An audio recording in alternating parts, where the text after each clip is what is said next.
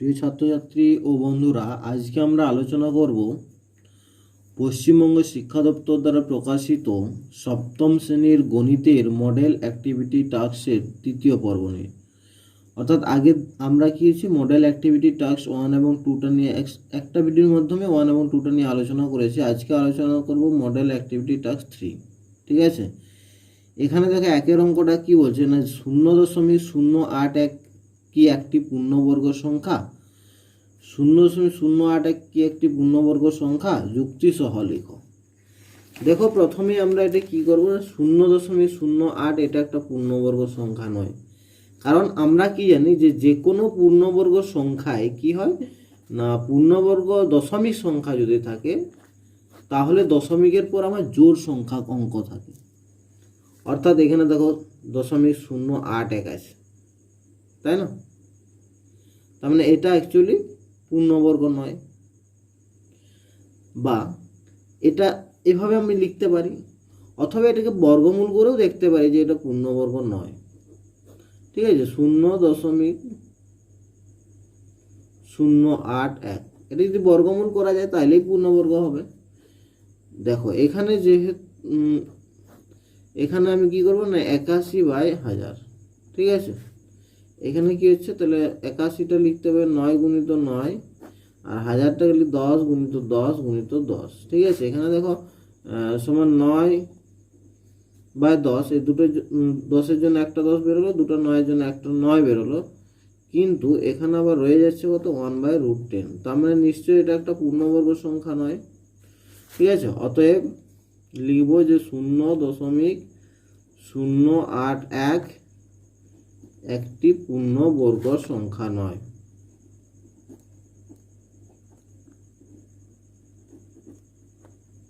ঠিক আছে, দুইয়ের অঙ্কটাতে কি বলছে না, 4.41 এর বর্গমূল কত। তোমরা বর্গমূল নির্ণয় করতে জানো। দেখো দুইয়েরটা বলছে 4.41 এর বর্গমূল কত। তাহলে এটাকে যদি আমি রুট ওভার দিই তাহলে কত হবে, √441/1 দুটো শূন্য। দশমিকের পর দুটো অঙ্ক আছে যেহেতু, তার মানে দশমিকের দুটো অঙ্ক পরে দুটো অঙ্ক থাকার জন্য কি হচ্ছে, 1 দুটো শূন্য দিয়ে ভাগ হবে। 441 বর্গমূল করো, এভাবে হয়। দেখো তোমরা জানো 2 × 4, এখানে 41 নম্বর, 2 এর এখানে দ্বিগুণ হয় 4, 2 × 4, এখানে 1 খাওয়ালে হবে তোমার 41। তাহলে কত হলো, 21। অর্থাৎ আমি এটাকে লিখতে পারি 441টাকে 21 × 21, আর 100 মানে 10 × 10 সমান কত হচ্ছে না, 21/10। এটা হলো, এটা সমান কত হয়, 2.1। ঠিক আছে, এরপরে দেখো 3-এর অঙ্কটাতে কি বলছে না, 3-এর অঙ্কটাতে আমাকে মান নির্ণয় করতে বলছে, তাই তো। √1.21 প্লাস √0.64 মাইনাস √2.89, এগুলোর মান বের করতে হবে 3-এরটা। ঠিক আছে, তাহলে কি বলেছে দেখো, √1.21 প্লাস √0.64 মাইনাস √2.89, এটা আছে তো। এটাকে আমি লিখতে পারি, দেখো 121/100 পারি তো লিখতে, প্লাস এটা লিখতে পারি √64/100 মাইনাস এটাকে লিখতে পারি 289/100। ঠিক আছে, এরপর দেখো এগুলো যদি আমি বর্গমূল করে থাকি তাহলে দেখো এখানে 121-এর বর্গমূল কত হবে, 11, আর এটা হবে 10, এটা হবে 8-এর 10, 8 × 64। ঠিক আছে, আর এটা 8 হলো, এটা আর 10 × 100 মানে 10 হলো, মাইনাস 289-এর বর্গমূল কত, 17 হয়। দেখো 17 গুণ করো, 7 7 49, 9, 7 7 4 11, 7 7 9 8, 289 হলো। অর্থাৎ 289-এর বর্গমূল হচ্ছে আমার 17, এটাও 10 হবে। দেখো এটা যদি আমি যোগ করে দিই তাহলে কত হচ্ছে, যোগ করলে দেখো 11 যুক্ত 8/10 মাইনাস 17/10। ঠিক আছে, সমান দেখ একসাথে করো 10, তাহলে এটা 11 কত 19 মাইনাস 17 সমান হচ্ছে তোমার 2/10। এটা কত হচ্ছে 0.2। এটা হলো তোমার অ্যান্সার। ঠিক আছে, 4 অঙ্কটাতে কি বলছে দেখো, যে বর্গক্ষেত্রের ক্ষেত্রফল 0.004 বর্গ মিটার তার প্রতিটি বাহুর দৈর্ঘ্য 3 স্থান পর্যন্ত নির্ণয় করো।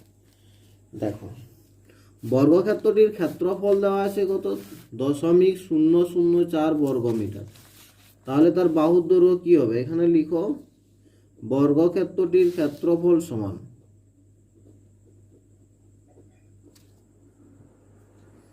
বর্গক্ষেত্রটির ক্ষেত্রফল সমান দেওয়া আছে তোমার 0.004 বর্গ মিটার। ঠিক আছে, এটা আছে।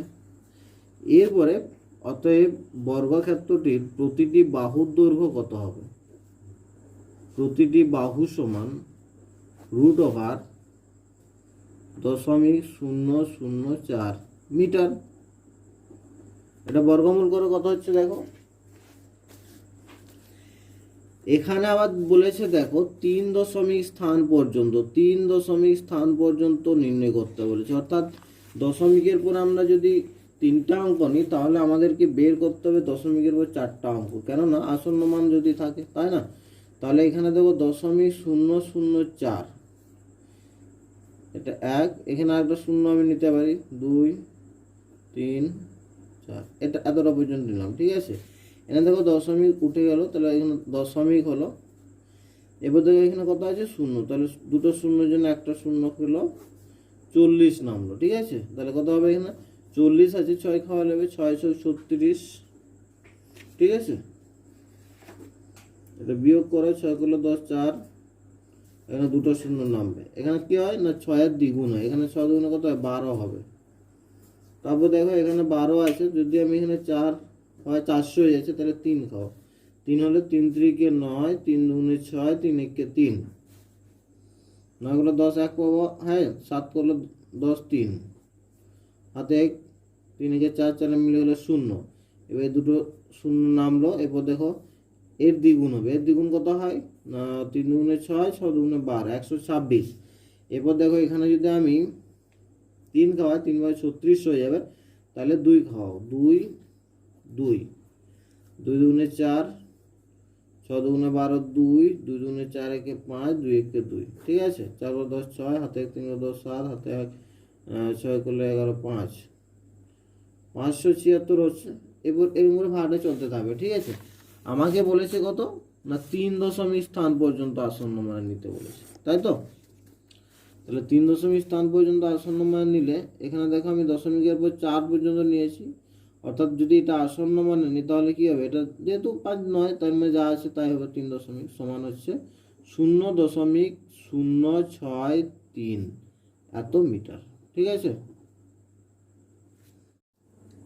এখানে 4 নম্বর অঙ্কটাতে কি বলছে দেখো না, রবি এবং অনিল দুটি বর্গক্ষেত্র অঙ্কন করেছে যাদের বাহুর দৈর্ঘ্য যথাক্রমে 1.8 সেমি এবং 3 সেমি।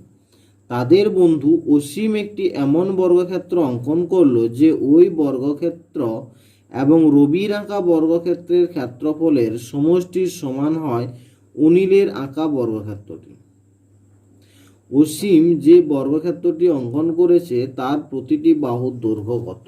ঠিক আছে, অর্থাৎ দেখো কিভাবে অঙ্কটা হয়েছে, আমরা কোনটা করছি 5 অঙ্কটা। ঠিক আছে, এখানে কি বলেছে যে রবি এবং অনিল দুটি বর্গক্ষেত্র এঁকেছে। ধরো এটা রবি এঁকেছে একটা বর্গক্ষেত্র, আর একটা এঁকেছে অনিল, এই একটা বর্গক্ষেত্র এঁকেছে। তাহলে রবির আঁকা বর্গক্ষেত্রটির বাহুর দৈর্ঘ্য হচ্ছে 1.8 সেমি, আর অনিলের আঁকা বর্গক্ষেত্রটির বাহুর দৈর্ঘ্য হচ্ছে কত না 3 সেমি। ঠিক আছে, এবার তাদের বন্ধু অসীম এমন একটি বর্গক্ষেত্র অঙ্কন করলো যে বর্গক্ষেত্র এবং রবির আঁকা বর্গক্ষেত্রের ক্ষেত্রফলের সমষ্টির সমান হয় অনিলের আঁকা বর্গক্ষেত্রটি। অর্থাৎ এখানে অসীম এমন একটি বর্গক্ষেত্র আঁকলো। ঠিক আছে, এখানে ধর একটা বর্গক্ষেত্র অসীম এঁকেছে, এটা হচ্ছে অসীম। আমি এই অসীমের আঁকা বর্গক্ষেত্রটির বাহুর দৈর্ঘ্য ধরে নিচ্ছি এক্স। এবার তাহলে এই দুটো মিলে, ঠিক আছে, এই দুটো মিলে যা হবে সেটা সমানই হবে এইটা। অর্থাৎ আমি এখানে লিখব, দেখো কিভাবে করব, রবির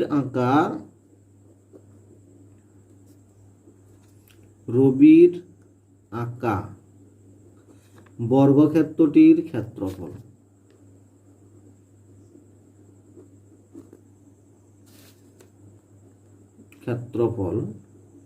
সমান কত হবে, বাহুর দৈর্ঘ্য 1.8 আছে, তাহলে ক্ষেত্রফল কত, বাহু স্কয়ার 1.8 তার হোল স্কয়ার বর্গ সেমি।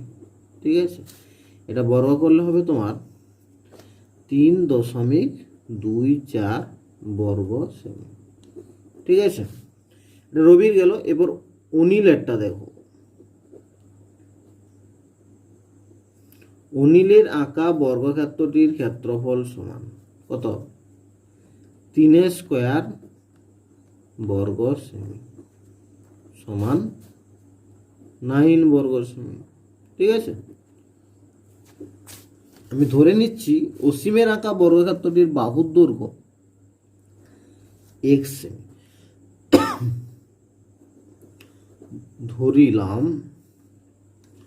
অসীমের আঁকা বর্গক্ষেত্রটির বাহুর দৈর্ঘ্য, অসীমের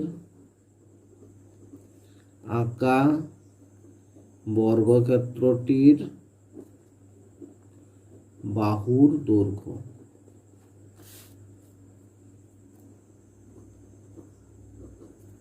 সমান এক্স সেমি। অতএব অসীমের আঁকা বর্গক্ষেত্রটির ক্ষেত্রফল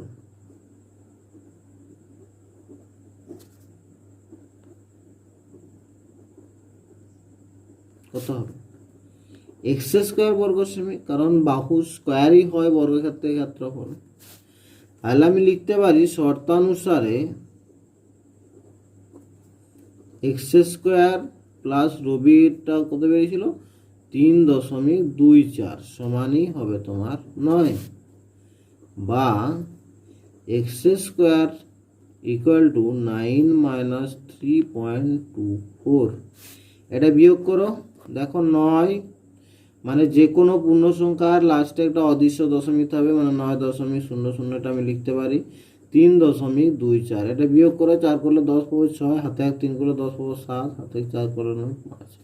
ঠিক আছে, বা এক্স স্কোয়ার সমান 5.76, বা এক্স সমান হচ্ছে তোমার √5.76।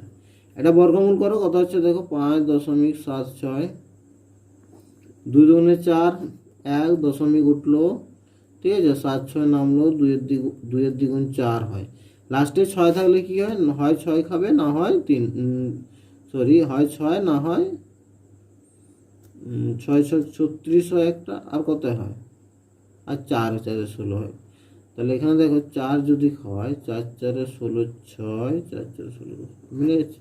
তাহলে কত হচ্ছে, বা এক্স ইকুয়াল টু 2.4 বেরালো, 2.4 সেমি। আমার প্রশ্নটা কি বলেছিল, যে অসীম যে বর্গক্ষেত্রটি অঙ্কন করেছে তার প্রতিটি বাহুর দৈর্ঘ্য কত। অর্থাৎ আমি বলতে পারি যে অসীম যে বর্গক্ষেত্রটা অঙ্কন করেছে, এখানে লিখে দেবে যে অসীম যে বর্গক্ষেত্রটি অঙ্কন করেছে তার প্রতিটি বাহুর দৈর্ঘ্য হচ্ছে 2.4 সেমি। ঠিক আছে, এরপর দেখো আমরা পরের পার্টটা, অর্থাৎ যেখানে আমাদের আছে কি অধ্যায় 15 থেকে যে কোশ্চেনগুলো দেওয়া আছে সময় ও দূরত্ব থেকে। ঠিক আছে, এখানে শূন্যস্থান পূরণ করো। দেখো, একক সময়ে কোনো বস্তু নির্দিষ্ট দিকে যতটা দূরত্ব অতিক্রম করে সেটাই ওই বস্তুর কি, মানে একক সময়ে কোনো বস্তু নির্দিষ্ট দিকে যে দূরত্ব অতিক্রম করে সেটাই হচ্ছে বস্তুর গতিবেগ। ঠিক আছে, এরপরে দেখো গতিবেগ স্থির হলে সময় ও দূরত্ব কি সমানুপাতিক, সরল না ব্যস্ত। দেখো, যদি আমার গতিবেগ স্থির থাকে মানে গতিবেগটা কিন্তু ফিক্সড আছে। ধরো আমি 35 বা 40 কিলোমিটার বেগে যাচ্ছি, 40 কিলোমিটার পার ঘন্টা বেগে যাচ্ছি, তো যাচ্ছি একই গতিবেগে, তখন আর সময় আর দূরত্বের মধ্যে কি সম্পর্ক? আমি যদি বেশি সময় ধরে যাই তাহলে বেশি দূরত্ব যাব, কম সময় ধরে গেলে কম দূরত্ব যাব, বা বেশি দূরত্ব যেতে গেলে আমার বেশি সময় লাগবে, কম দূরত্ব গেলে কম সময় লাগবে। অর্থাৎ গতিবেগ যদি স্থির থাকে, সময় ও দূরত্ব হচ্ছে সরল সমানুপাতিক। হয়েছে? এটা কি বলেছে, সে একটা গতিবেগ সমান ড্যাশ বাই প্রয়োজনীয় সময়।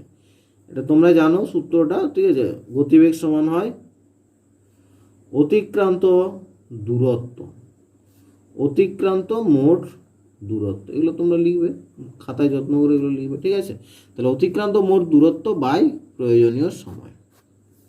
ডিএরটা কি বলেছে না, সময় স্থির থাকলে গতিবেগ ও দূরত্ব ড্যাশ সমানুপাত। আমার টাইমটা ফিক্সড আছে, তাহলে গতিবেগ আর দূরত্বের মধ্যে কি সম্পর্ক আছে? ধরো আমি 1 ঘন্টায় কোন একটা গাড়ি নিয়ে যাব, ঠিক আছে? তাহলে 1 ঘন্টার মধ্যে যদি আমি গতিবেগ বাড়াই তাহলে কি হবে, বেশি দূরত্ব যাবে। যদি গতিবেগ কমিয়ে দিই কম দূরত্ব যাবে। অর্থাৎ যদি আমার সময়টা স্থির থাকে তাহলে গতিবেগ আর দূরত্ব হচ্ছে কি হবে, সরল সমানুপাতিক, ঠিক আছে? এরপরে দেখো ইয়েরটা কি বলেছে, দূরত্ব স্থির থাকলে সময় ও গতিবেগ ড্যাশ সমানুপাতিক।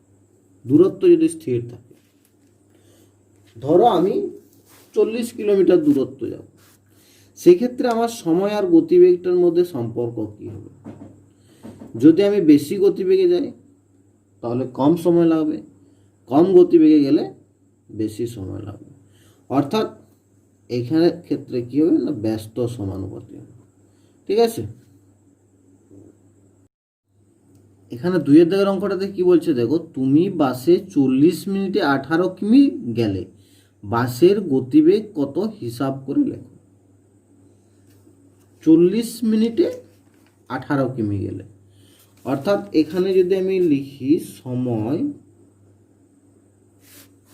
ব্র্যাকেট হচ্ছে মিনিট, ঠিক আছে? আর এখানে দূরত্ব ব্র্যাকেট হচ্ছে কিমি। কত দেওয়া আছে না, 40 মিনিটে যাচ্ছে তোমার কত কিমি, 18 কিমি, তাই তো? তাহলে বাসটির গতিবেগ মানে 60 মিনিটে সে বাসটি কত দূরত্ব যাচ্ছে, এটাই হবে বাসটির গতিবেগ। তাহলে এখানে লিখব বাসটি 40 মিনিটে দূরত্ব অতিক্রম করে, বাসটি 40 মিনিটে দূরত্ব যায় কত, 18 কিমি, ঠিক আছে? 1 মিনিটে দূরত্ব যায় 18/40 কিমি, মানে কত আছে, 60 মিনিটে দূরত্ব যাবে কত? তাহলে এখানে হবে তোমার 18 গুণিত 60/40, ঠিক আছে? এখানে দেখো 20 দিয়ে কাটছি, 3 20 60, 20 দুগুণে 40, 2 9 18 সমান 3 9 27 কিমি। অতএব লিখবো, অতএব বাসটির গতিবেগ সমান কত হলো, 27 কিমি পার ঘন্টা। অতএব বাসটির গতিবেগ সমান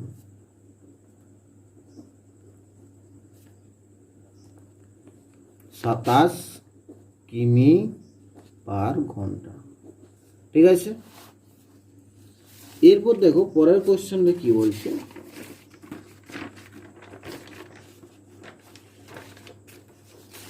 পরের কোশ্চেনটা বলছে যে তুমি ঘন্টায় 10 কিমি বেগে সাইকেল চালাও, কত সময়ে তুমি 25 কিমি অতিক্রম করবে? ত্রৈরাশিকের সাহায্যে এটা আমাকে বের করতে হবে, ঠিক আছে?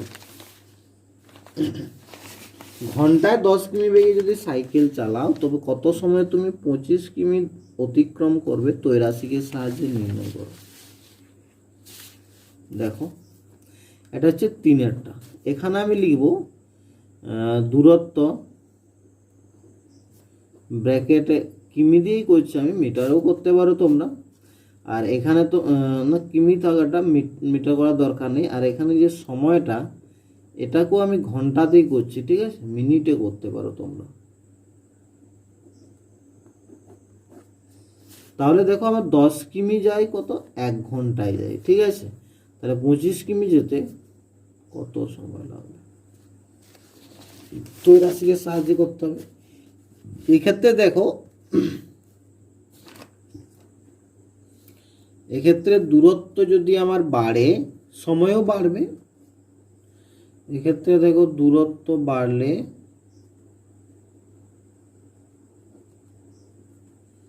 সময় বাড়বে, ঠিক আছে।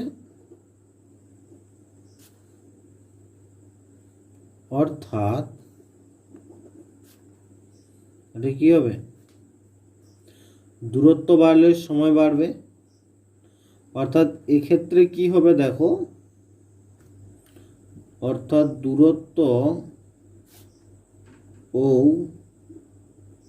সময় সরল ভেদে আছে, ঠিক আছে। ত্রৈরাশি করতে বলেছে, দূরত্ব বেড়েছে, তাহলে এখানে লিখব দূরত্ব বেড়েছে,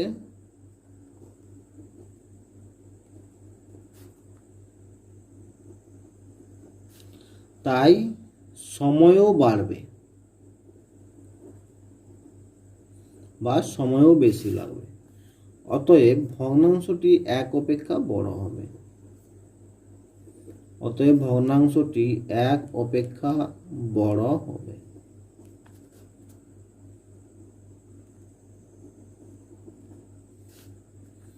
অর্থাৎ ভগ্নাংশটি হবে কত হবে না, ভগ্নাংশটি হবে তোমার 25/10। 1 অপেক্ষা বড় মানে 25/10 হবে। অতএব নির্ণয়ের সময়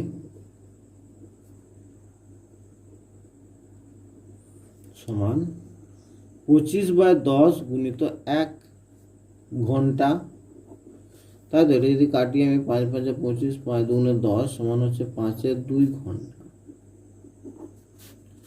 সমান এটা কত হচ্ছে 2 পূর্ণ 1 আর 2 ঘন্টা, ঠিক আছে, সমান 2 ঘন্টা 30 মিনিট, ঠিক আছে। এইটা হলো আমার অ্যান্সার। 4 প্রশ্নগুলো কি বলছে দেখো না, নিচের গুলিকে পরিবর্তন করো 180 কিমি পার ঘন্টা থেকে মিটার পার সেকেন্ড, আর 2080 মিটার পার মিনিট থেকে কিলোমিটার পার ঘন্টা, ঠিক আছে। তাহলে এখানে দেখো 180 কিমি পার ঘন্টা, তাহলে 4-এর দাগের 1-এরটা বলছে দেখো, 4-এর দাগের 1 কত আছে না 180 কিমি পার ঘন্টা। এইটাকে আমাকে মিটার পার সেকেন্ডে প্রকাশ করতে বলছে। এটাকে আমি লিখতে পারি 180 কিমি বাই 1 ঘন্টা, ঠিক আছে। এখানে দেখো কিলোমিটারকে যদি আমি মিটার করতে যাই, কিলোমিটারের পর মিটার ডান দিকে 3 ঘর যাবে, অর্থাৎ 1000 দিয়ে গুণ হবে, ঠিক আছে, এত মিটার। আর 1 ঘন্টার সময় কত হয় 3600 সেকেন্ড, অর্থাৎ মিটার পার সেকেন্ড হয়ে গেল। দুটো শূন্য এখানে কাটলাম, ঠিক আছে, 2 5 10 কাটলাম, 8 2 2 36, 18 1 18 শূন্য সমান হচ্ছে কত না 50 মিটার পার সেকেন্ড, ঠিক আছে। 50 মিটার পার সেকেন্ড হলো। এরপর 2-এরটা কত আছে দেখো, 2080 মিটার পার মিনিট থেকে কিলোমিটার পার ঘন্টা করতে হবে, ঠিক আছে। আছে আমার কত না 2080 মিটার পার মিনিট, ঠিক আছে। এটাকে আমাকে করতে হবে কি না কিলোমিটার পার ঘন্টা করতে হবে। তাহলে দেখো এটা আমি লিখতে পারি 2080 মিটার বাই মিনিট, ঠিক আছে। তো মিনিট মানে 1 মিনিট আমি বলতে পারি। এরপরে দেখো মিটারকে কিলোমিটার করতে গেলে কি করতে হয় আমাকে না ভাগ করতে, কত দিয়ে না 1000 দিয়ে, তাহলে এটাকে 1000 দিয়ে ভাগ করে দেবো, তাহলে 2080/1000, তাহলে কিলোমিটার হয়ে গেলো। এবার মিনিটটাকে কি করবো না ঘন্টা করব, ঠিক আছে। তাহলে ঘন্টা করতে গেলে মিনিটটাকে কত 60 দিয়ে ভাগ কত 60, তাহলে এটা হয়ে গেল আমার কি না কিমি পার ঘন্টা, ঠিক আছে। সমান দেখো কি হবে, এখানে যে 2080/1000 ইন্টু এটা হয়ে যাবে তোমার 60/1, ঠিক আছে। একটা শূন্য কাটো, এখানে একটা শূন্য কাটো, তাহলে কত হচ্ছে দেখো, সমান এটা গুণ করে দাও, ঠিক আছে। 6 8 48, 6 2 12। এরপর দেখো এখানে একটা 10 আছে, তাহলে সেটা 10 দিয়ে ভাগ করলে এটা দশমিক এখানে সরে যাবে, অর্থাৎ 124.8 কিমি পার ঘন্টা, ঠিক আছে। এরপরে 5 অঙ্কটা কি বলছে দেখো না, ঘন্টায় 72 কিমি বেগে ধাবমান 110 মিটার দীর্ঘ একটি ট্রেন 90 মিটার দীর্ঘ একটি সেতুকে কত সময়ে অতিক্রম করবে। কিভাবে করা হবে দেখো না, ঘন্টায় 72 কিলোমিটার বেগে, অর্থাৎ 1 ঘন্টায় 72 কিমি এই বেগে ধাবমান 110 মিটার দীর্ঘ একটি ট্রেন 90 মিটার দীর্ঘ একটি সেতুকে কত সময় অতিক্রম করবে। দেখো এটা ধরো একটা সেতু আছে, ঠিক আছে, এটা ট্রেনটা যাচ্ছে, এখানে ধরো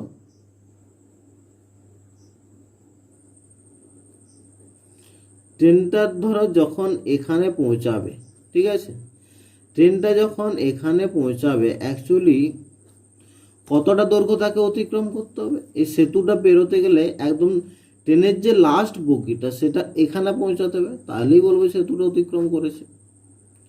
আর সেটা করতে গেলে কি করতে হবে, ট্রেনকে কত দূরত্ব অতিক্রম করতে হচ্ছে না, এখানে ট্রেনের দৈর্ঘ্য প্লাস সেতুর দৈর্ঘ্য, অর্থাৎ এটা হচ্ছে ট্রেনের দৈর্ঘ্য প্লাস সেতুর দৈর্ঘ্য, এতটা তাকে অতিক্রম করতে হচ্ছে। এই এত দূরত্ব অতিক্রম করলে সে সেতুটা অতিক্রম করতে পারবে, তাই তো। তাহলে এখানে কি লিখবো দেখো, এখানে লিখবো দূরত্ব, ব্র্যাকেট হচ্ছে তোমার লিখবো মিটার, ঠিক আছে, আর এখানে লিখবো সময়, ব্র্যাকেটে লিখবো সেকেন্ড। ফার্স্ট কি লিখবো না, ট্রেনটির গতিবেগ কত আছে 72 কিমি আছে পার ঘন্টা, অর্থাৎ 1 ঘন্টায় 72 কিমি, তাহলে 72 কিমিটা মিটার করলে কত হবে না 72,000 মিটার। গতিবেগ 1 ঘন্টায় বলেছে 72 কিমি, তাহলে 72,000 মিটার কত 1 ঘন্টা মানে কত সেকেন্ড, 3600 সেকেন্ডে যাচ্ছে। এবার ট্রেনটার দৈর্ঘ্য আছে তোমার 110 মিটার প্লাস সেতুর দৈর্ঘ্য আছে 90 মিটার, কত হবে এটা যোগ করলে 9 কে 10 শূন্য হাতে 200, এটা যেতে কত টাইম লাগবে, ঠিক আছে। এটা ওই কি নিয়মে করতে পারো, তৈরাশিও করতে পারো, অনুপাতও করতে পারো। আমি কি নিয়মে করছি দেখো, ট্রেনটি 72,000 মিটার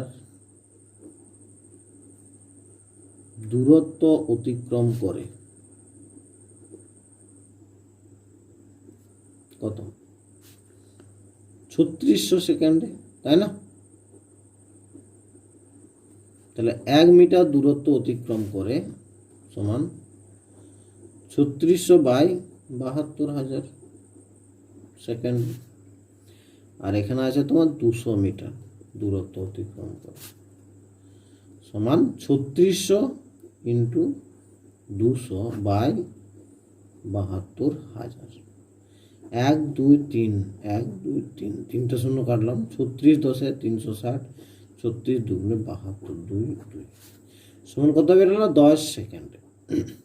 অর্থাৎ তোমরা এখানে লিখবে যে ট্রেনটি 90 মিটার একটি সেতু অতিক্রম করতে সময় নেবে 10 সেকেন্ড, এই ভাষাটা তোমরা লিখবে, ঠিক আছে। ট্রেনটি 90 মিটার দৈর্ঘ্যের সেতু অতিক্রম করতে সময় লাগবে 10 সেকেন্ড। এটা লিখবে, আমি বলে দিলাম জাস্ট। তো দেখো আজ এই পর্যন্ত থাকুক, ঠিক আছে। পরের দিন আমরা অন্য কোনো টপিক নিয়ে আলোচনা করব।